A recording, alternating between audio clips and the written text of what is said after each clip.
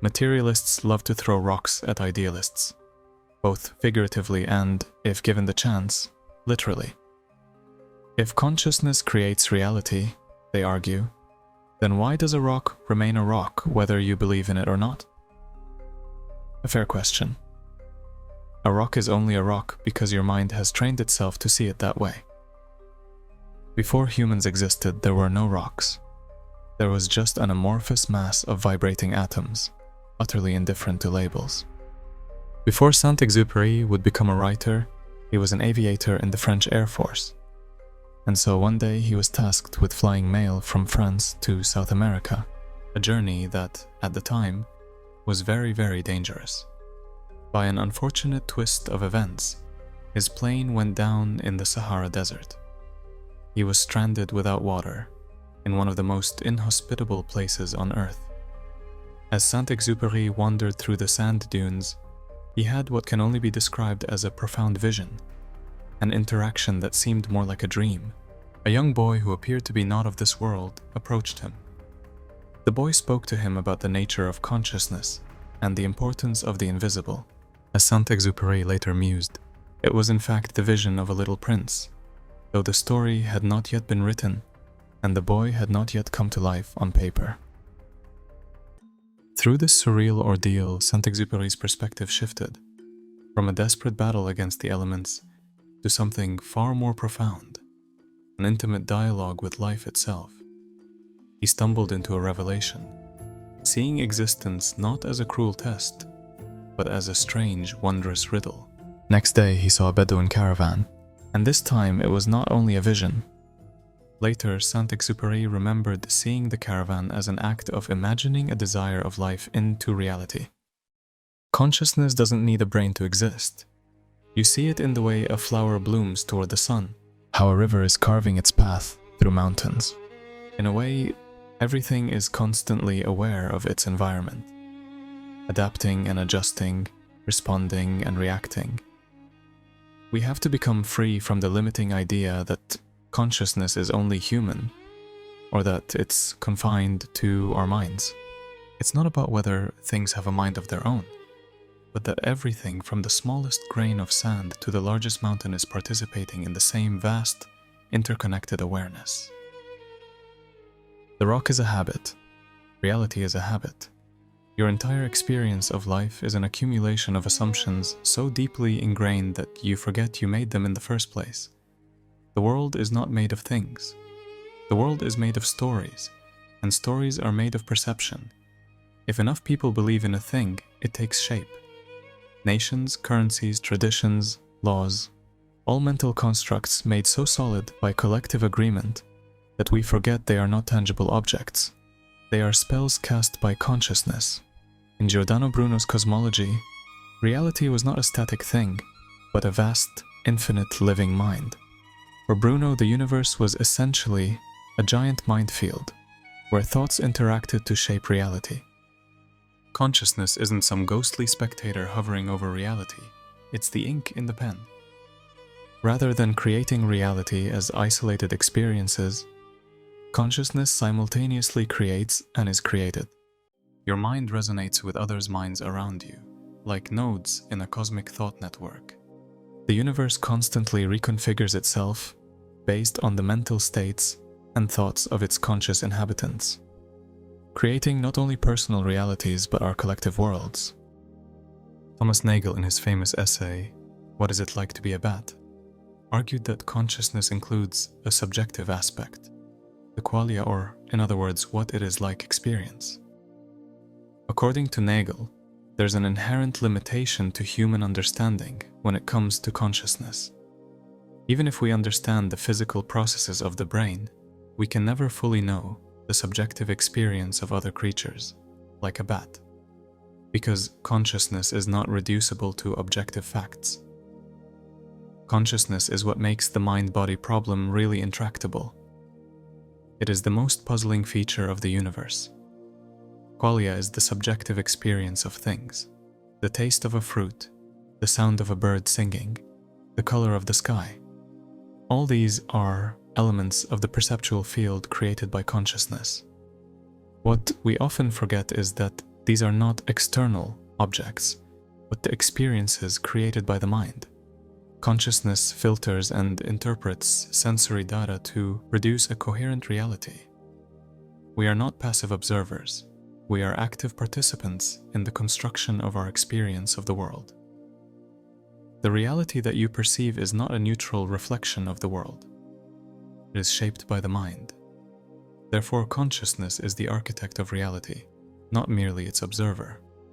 Take Joan of Arc, a teenage girl claiming to hear voices from celestial beings, convinced an army of hardened warriors to follow her into battle. The question isn't whether the voices were real, it's whether reality ever had a choice, but to obey them. If belief is the engine of reality, then Joan didn't hallucinate, she created. But to actually see in the depth of consciousness rather than seeing it as something distinct from the physical world, we ought to think of it as inseparable from reality itself. Neuroscientist Carl Prybram worked many years on a theory that the mind is a hologram. Think of a hologram. Every part of it contains the whole image. In the same way, every part of your brain holds a blueprint of the entire universe. So, consciousness isn't confined to a single location in your brain. It's distributed, all-encompassing, and constantly interacting with the larger reality around you. This means that the world isn't something outside of you, waiting to be perceived. The universe and your consciousness are intertwined in a continuous loop, each shaping and reshaping the other. There is no such thing as a self in the world, and there is no such thing as consciousness in the world either. The self is a story, and consciousness is the stage upon which it plays out. What we call you is simply an experience arising within this vast interconnected field of awareness, and what we call consciousness is simply the backdrop against which all experiences unfold. In essence, there is no isolated self and no contained consciousness. Ancient philosophers have flirted with the idea that the self and consciousness are not singular, separate entities. The Vedantic tradition in Hinduism suggests that the self, or Atman, is ultimately identical with Brahman, the universal consciousness that permeates all things. There is no individual self outside of this larger consciousness. It's an illusion, a reflection of the whole. In the Talmud, sacred Jewish text, Rabbi Yehoshua ben Levi explains that every individual should see themselves as if the entire world was created for them. The world was created for you, he says. This is an intriguing, almost paradoxical statement. It suggests that the entire world, with all of its complexity and vastness, has been created for the sake of one individual's consciousness. This is not a statement of selfishness, but rather one that emphasizes the personal relationship each individual has with the universe. Many who stumble or trip spectacularly into deep spiritual awakening report an unsettling realization. They are alone in the world, not in a conventional social sense, but in a way that suggests that their consciousness is the only certainty. Mystics and philosophers throughout history have circled this understanding like moths around a flame. They all have encountered this eerie yet liberating understanding that the world, in a strange way, is themselves. When one peels back the layers of conditioning, the realization dawns. There is no external reality independent of perception.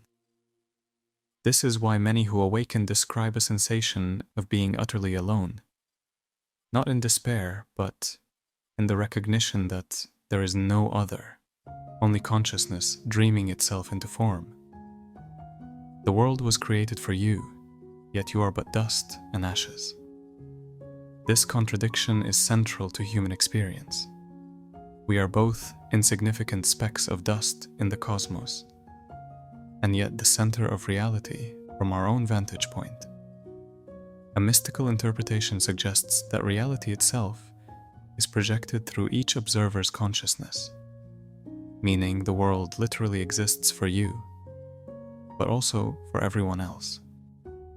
Before you even had the thought to watch this video, Reality was already conspiring, not in the paranoid, shadowy sense of governments whispering behind closed doors, but in the far more insidious cosmic sense, a grand illusion assembling itself around your awareness. So, is this good news or bad news? The great bard Shakespeare, who may have been more of a magician than a playwright, gave us Hamlet, muttering to himself, "There is nothing either good or bad, but thinking makes it so." A perfect distillation of consciousness shaping reality. That wretched breakup or that job rejection are nothing but interpretations, painted and repainted by the brush of your mind. Through deep states of awareness and in altered states of consciousness, we might access these other realms and consciously shift timelines or dimensions of existence. This world is like a corridor before the world to come, a liminal space where one refines their soul before stepping into the real reality.